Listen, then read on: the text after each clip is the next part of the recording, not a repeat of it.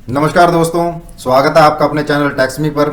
जैसा कि आप सभी जानते हैं कि ईपीएफ पोर्टल अपडेट होने के बाद आपको अपने एम्प्लॉय की डिटेल जो डेट ऑफ एग्जिट है वो 1 मंथ के अंदर अपडेट करना जो है वो मैंडेटरी कर दिया है। तो इस केस में हमारे पास काफ़ी कमेंट्स आ रहे थे कि सर हम अपना जो एम्प्लॉय का डेट ऑफ एग्जिट है वो वहाँ कहाँ से कलेक्ट कर सकते हैं, क्योंकि कोई एम्प्लॉय 1 महीने पहले छोड़ गया, कोई 2 महीने पहले काम छोड़कर जा चुका है, कोई 6 महीने पहले छोड़ के जा चुका है और हमारा जो नंबर ऑफ एम्प्लॉयज है वो काफ़ी ज़्यादा है। अभी इस केस में हम अपनी उनकी एग्जिट डेट जो है वो कहाँ से कलेक्ट कर सकते हैं।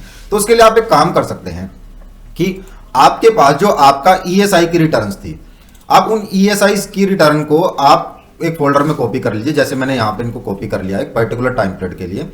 जैसे कि मैं आपको चेक करके दिखा देता हूँ कि यहाँ पर आपके कुछ एम्प्लॉइज हैं और ये इनकी डेट ऑफ एग्जिट मार्क है।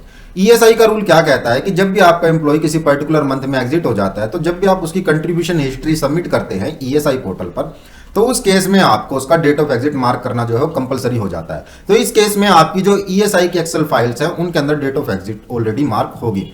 अब आप यहां से उस डेट ऑफ एग्जिट को निकाल सकते हैं, बट इसमें क्या प्रॉब्लम रहेगा कि आप बार बार एक शीट को ओपन करेंगे, उसमें से एम्प्लॉय का डाटा फैच करेंगे, फिर आप उसको पोर्टल पर अपडेट करेंगे। तो इसका सोल्यूशन भी हमने बना दिया है।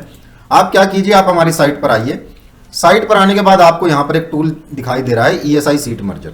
आप इसको ओपन कर लीजिएगा और यहाँ पर ये आपको एक्सेल सीट्स जो है वो सिलेक्ट करने के लिए कहेगा। जो आपकी ईएसआई की जो रिटर्न्स है एक्सेल में वो आप यहाँ पे सिलेक्ट कर लीजिएगा। आप एक बार में सारी रिटर्न जितनी भी आपकी सबको सिलेक्ट कर सकते हैं और यहाँ पर आप उसको ओपन कर लीजिएगा।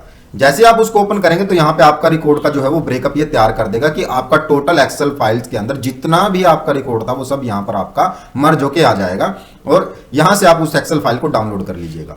जैसे आप यहाँ से एक्सेल फाइल को डाउनलोड करते हैं और उसको ओपन करेंगे तो यहाँ पर आप चेक करेंगे कि आपका जो शीट में मल्टीपल एम्प्लॉइज का जो डेटा था वो ऑटोमेटिक एक ही शीट के अंदर मर्ज होके आ गया, जैसा कि आप यहाँ पर चेक कर सकते हैं।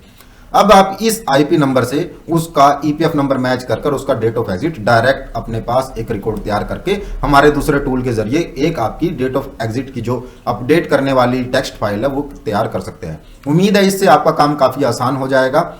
ईपीएफ से जुड़ी या लेबर लॉ से जुड़ी किसी भी तरह की जो आपकी प्रॉब्लम्स है, जो भी आपके क्वेश्चंस हैं या आपको जो टाइमली अपडेट्स चाहिए, उसके लिए आप हमारे चैनल को सब्सक्राइब कर लीजिए। हमारे चैनल पर डेली ईपीएफ से रिलेटेड जो अपडेट्स होती हैं, जो इंपॉर्टेंट वीडियोस होती हैं वो डाल दी जाती हैं। अगर आपको वीडियो अच्छा लगा है तो वीडियो को शेयर कीजिए। Thank you.